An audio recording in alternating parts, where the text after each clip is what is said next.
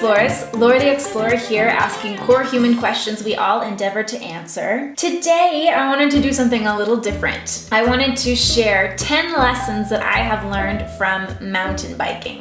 I lived in New Zealand starting in 2011, and I picked up the sport there, and it's been something that's been really meaningful to me. It helps me get outside, helps me clear my mind and engage with nature. So today I wanted to share with you 10 life lessons I have learned from mountain biking. Lesson 1, don't look at something you want to avoid. Inevitably, you will hit it. This is a lesson that most bikers will know. If there's a rock that you want to avoid and you're looking at it, and you're thinking in your head, oh, I want to avoid that rock, I want to avoid that rock, it's very likely that you will hit it. The same goes for falling off a cliff, down the side of a hill, there's a tree, you're looking at it, thinking you want to avoid it, and you end up hitting it. So the trick in mountain biking is to notice it and then look away and look exactly where you want to go and let that object that you want to avoid be in your peripheral vision and be in your mind. Your brain knows how to avoid that obstacle.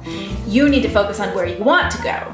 This is fairly relatable to life. If you're focusing on all the failures that you want to avoid, all the things that you don't want to happen, inevitably you will be leading towards them because you're spending so much time thinking about them. You're sort of attracting them with all of your attention and all of your thoughts. So instead, I would recommend focus on the things that you want to accomplish. Focus on the trail that you want to take, the places you want to go, rather than the things you want to avoid.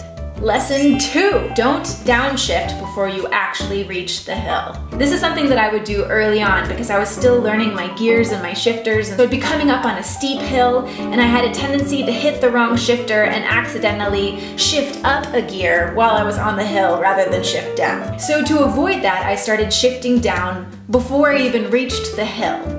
The problem was I would lose all my momentum and I would be spinning in this low gear on flat ground, and it would take me a long time to even get to the hill, and I would have lost all chance I had to optimize my momentum to get up the hill. In life, you can do the same thing. If you have a project you're working on and you've got momentum, use that momentum to propel you up the next hill, the next obstacle or challenge. Don't back off on the gas if you feel like you're afraid of what's gonna come or you've just sort of lost organization. Use the momentum that you've already built to help you over the next challenges, over the next big goal. Lesson 3, when you go down a rock garden, don't start second guessing yourself. This leads to very bad things as bikers, like bones sticking out of skin, elbows bent the wrong way. If you're going down something very technical, which usually rock gardens are technical, and you've committed, there's no bailing when you're in the middle of something really technical. So you have to stay focused on what you're doing. If you try to bail in the middle, things go very badly. But if you keep your mind on the fact that you're here and you're gonna try your best and you're gonna focus in on what you're doing, chances are things are gonna go all right. Don't do anything that you're not ready to do yet though. So in life too, if you've hit something that's really challenging and you start second guessing yourself, you're only setting yourself up for failure. So for example, I used to do speech in high school and my category was storytelling. And at speech tournaments, very unpredictable things could happen, just like live theater.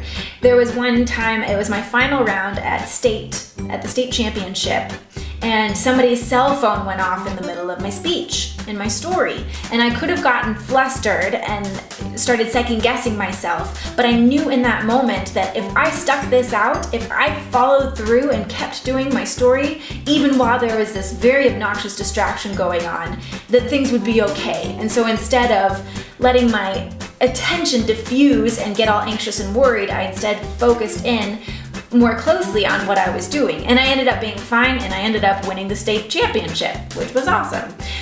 So when you're doing something and you hit a hard patch, don't start doubting yourself. That's where we want to go. We want to start doubting ourselves because things feel hard. Instead, challenge yourself to focus in more deeply. Do whatever self-talk you need to do to get you feeling good about yourself, but keep going. Know that you've got this. Your gumption will be tested at the hard times, and you will surprise yourself. Lesson 4, always pack a Cliff Bar. Enough said. Lesson 5, be realistic about your capabilities, but don't apologize for where you are. When I first started mountain biking, it was in New Zealand. And I happened to be learning from people who were very good. They were professionals, quite literally. And I would often apologize ahead of time for where I was. Oh, I'm just a beginner. I can't do that. You guys go on ahead. You don't want to ride with me. You do need to understand where your capabilities are. If somebody has invited you on a mountain bike ride that's going to be 8 hours long and you're just beginning, chances are that's probably not a smart choice. So be realistic about where you are. But also, don't apologize for where you are. I would make up all these excuses as a way to let them know that I knew how bad I was, and as a way to just sort of make them feel more comfortable. In reality, you end up making people feel more uncomfortable if you're apologizing for your faults, for the ways in which you fall short, for your weaknesses. You don't need to apologize for who you are. Embrace who you are, accept who you are. You can be lighthearted and humored about it if things go wrong. But in general, stick by yourself. Be your biggest cheerleader. Be there for you first, because what happens is that people will take on that emotion around you too. It doesn't need to be a conceited ego thing. It's just a humble acceptance of your strengths and your weaknesses, and you'll find that people aren't really thinking about you. People aren't really judging you. They're worried about themselves. So you don't need to waste your energy on apologizing for who you are, and you can allow people to embrace you by first embracing yourself. Lesson 6, pump the little downs so you can propel yourself even further. One of my friends in New Zealand taught me this trick that changed my life as a biker, that if you've got a little dip and then there's a little hill after it, if you push your bike down, you actually get momentum and you don't need to pedal as much. It's been one of my favorite techniques ever since.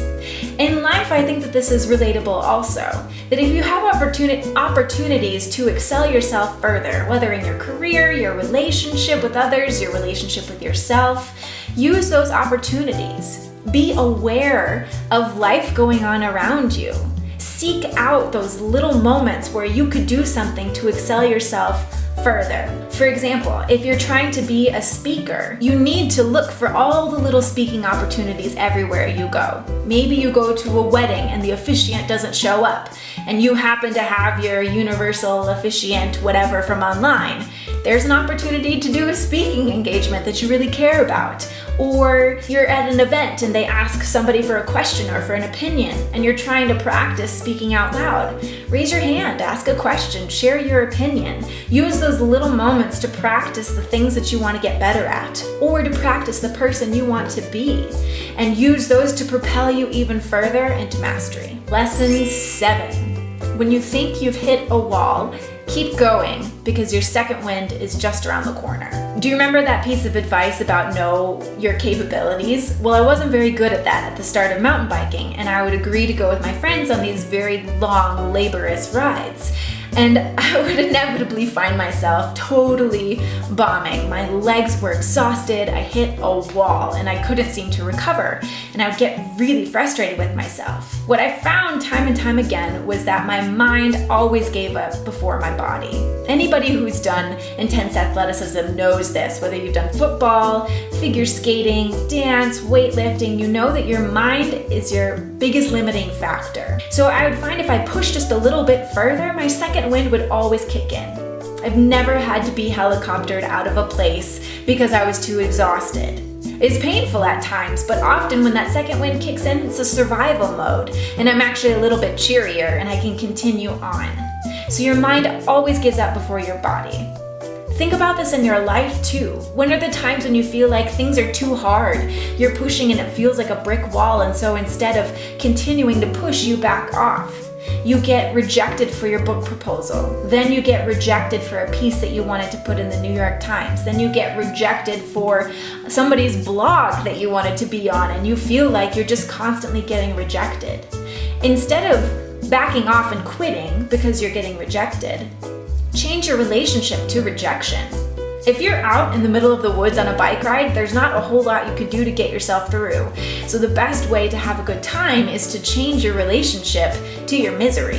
Yes, my legs are tired. Yes, my lungs are sore. Yes, I am hungry. I'm gonna sit down, I'm gonna have a snack, and I'm gonna keep going slowly, and I'm just gonna pay attention to my legs.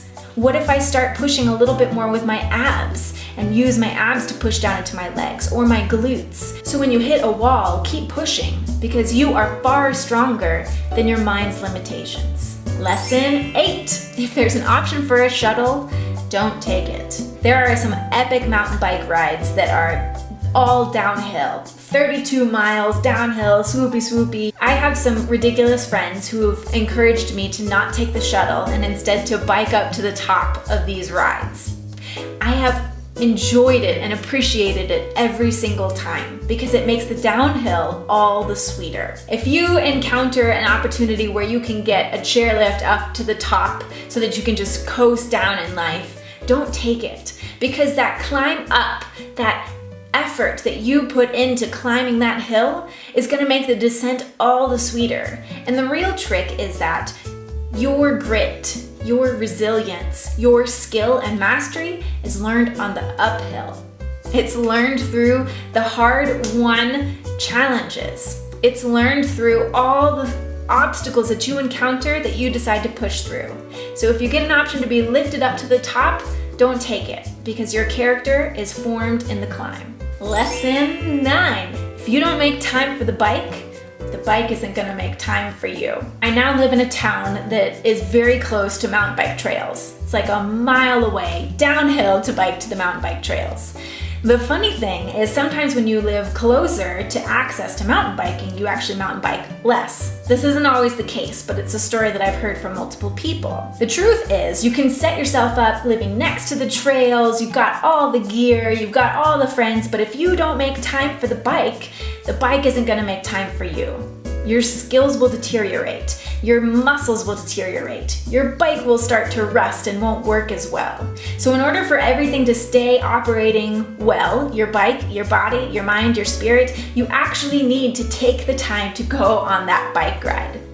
It's the same in life. If you want to be investing in your family, but you're working until 8 p.m. in the night, you're not prioritizing the thing that you actually want to accomplish. So if you are sitting around complaining that things aren't going your way, maybe have a look at how you've prioritized things. Not just what you say or what you think, but how are your actions prioritizing the life that you want to live? Make time for your life, because it's not gonna wait around for you to live it. It's gonna keep passing you by. Lesson 10. If you run over a rattlesnake, for God's sake, don't stop. This is an unfortunate true story. I was biking with some friends in Fort Collins, Colorado, and I didn't see a rattlesnake around the corner, and it was coiled up on the trail, and I was coming down and there was a bush in the way. In short, I ran over it, and the first thing that I did was I gripped my brakes and I stopped and I hopped off my bike. And I felt so bad for the rattlesnake. This poor thing is coiling between my tires, so I lift up my bike and delicately walk it back up the hill towards where my friends are. That's not the reaction that you want when you run over a rattlesnake. You probably want to keep going. Same thing with life. Don't stop. Keep going. All right, explorers, thank you for joining me in this fun exploration of how lessons from the mountain bike can inform our lives. I hope that you had as much fun as I did. Subscribe if you'd like to go deeper into these core human explorations, and I'll see you next time. Ways you can say my name, but I don't want no other.